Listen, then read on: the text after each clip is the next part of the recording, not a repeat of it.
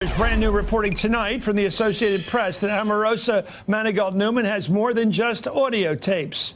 According to a person with direct knowledge, she also has a stash, apparently a big one, of videos, emails, text messages, and other hard documentation supporting her claims against President Trump. This comes after she released tapes this week already having to do with the president, possibly using racist language and a job offer in exchange for her shutting up, basically.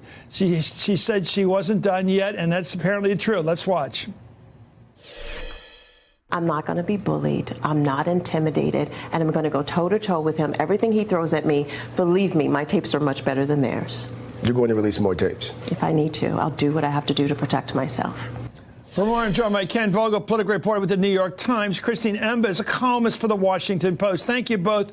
I like your reporting and your writing. Let me go to Ken. You've already reported that she's got hundreds of tapes. What do you know? How do you react to the news that somebody's getting in the reporting tonight at the Associated Press that she's got other forms of proof of her what she wrote in the book? Because she did say everything in the book is documented and documentable.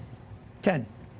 Yeah, it was very much consistent with her approach, which was very premeditated to come in there with the assumption that either she was going to try to cash in on her experience in the form of a tell-all book, or she was going to need to protect herself because she thought that the Trump inner circle and Donald Trump himself had the capacity to turn on people. In this case, both manifest themselves, and she is playing Trump's tactics against him very effectively in a way that is driving him just crazy, as you can see from his Twitter feed. Do you know whether she began collecting this documentation, especially the audio tapes, when she knew she was going to be dumped on, disposed of by Trump, or she did so from the beginning? I mean, so far what she's released have been more recent and suggest that it was after she learned that things were going south. However, in very Trumpian fashion, she is suggesting without any evidence that there's a whole lot more out there that's a whole lot more explosive because, again, what we've seen thus far, certainly it's telling both in the content and also to actually hear these things directly from some of the people in their voice. But it's not bombshells. We haven't seen anything super explosive.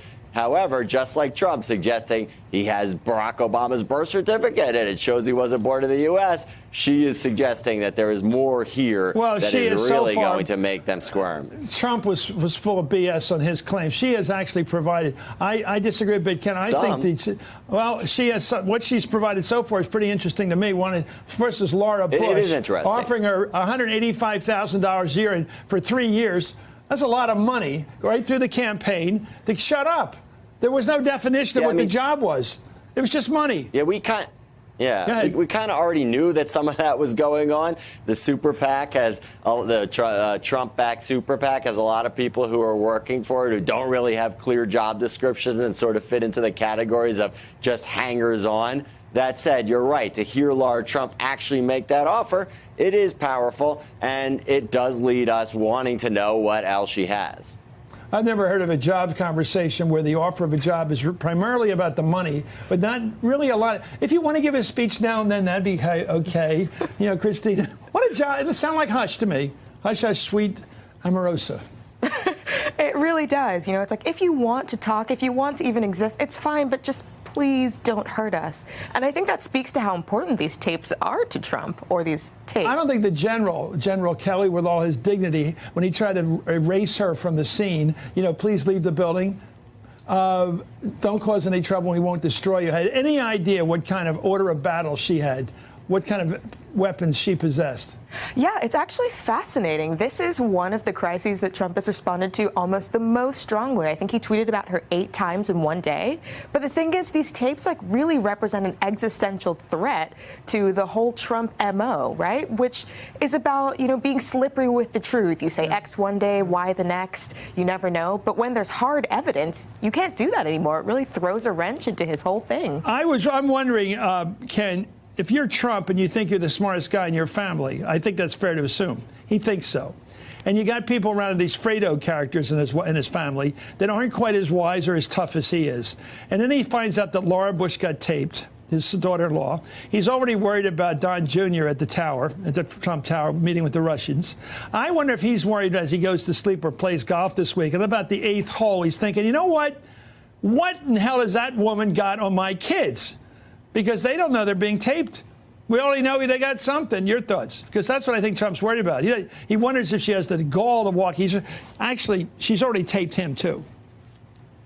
Yeah, and you even hear in Lara Trump's sort of tone in that tape that was played that you guys did obtain, that she's saying how much she cares for her. Well, I don't think Omarosa went in with this expectation of loyalty or sort of a warm mutual relationship. She went in and she was butting heads with people from the very beginning. She had a long list of folks who were kind of on her bad side, who she had motivation to be recording.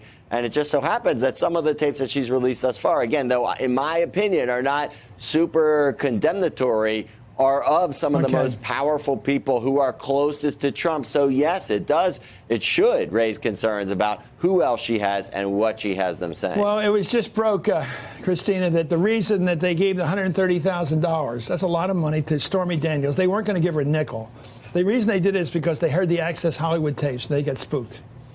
Yeah, I mean, again, it shows the power of the tapes. It also shows what Trump's usual method is. He was planning to just brazen it out, to completely lie about the whole affair, and then someone had the evidence, and suddenly it doesn't work. And I think that is frightening to Trump. That's You love it when he says, says, that's not my voice on the tape.